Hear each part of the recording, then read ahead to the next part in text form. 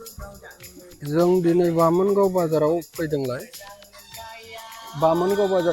जोङो जायखिजाया बाजारखौ सोरबा नायनो गोसो दंबा बामोनगाव बाजाराव फैफेराखैबा नायलांनो हागोन आं देखायलांनि दिनैहाय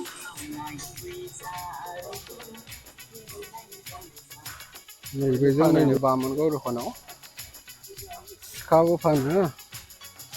कम्बल बायदिसिना फैजोबो नै बामोनगाव दखानावबो आंबो फैफेराखैमोन नोंथांमोनाबो नायलांबानो जाबाय सोरबा फैफेराखैबा दिनै बामोनगाव बाजाराव फैदों आङो दखानदारिफ्रा फ्रायनो फैजोबो बेवहाय नैबे बामोनगाव दखानजों नैबेफोरजोंबो बेबायदि फानफैयो नायलांजोबनि बामोनगाव दखानखौ जोङो दिनैहाय चिरां जिल्लानि सिङावनो थानाय बामोनगाव गामियाव बेबायदि बाजारा जायो लोगोफोर नोंथांमोना फैफेराखैबा नायनानै लालांनो हागोन आं देखायलांगासिनो दङ बाजाराव मा मा फानफैयो नैबे थांखु दखान नैबाव बेबायदि होयो नैबाव बायदिसिना फानफैदों नै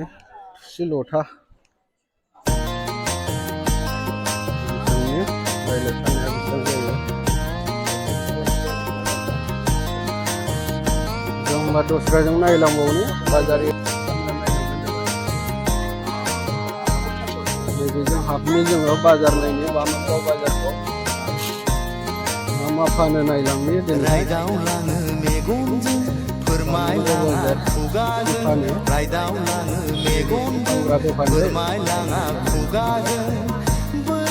बाजाराव हाबबाय जोङो दख'ना फानो दख'नाबो फानो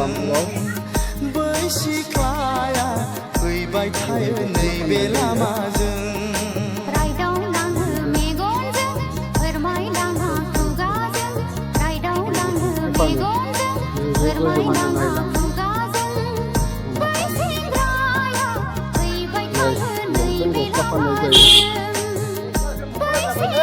बामोनगाव बाजारा मोजां दा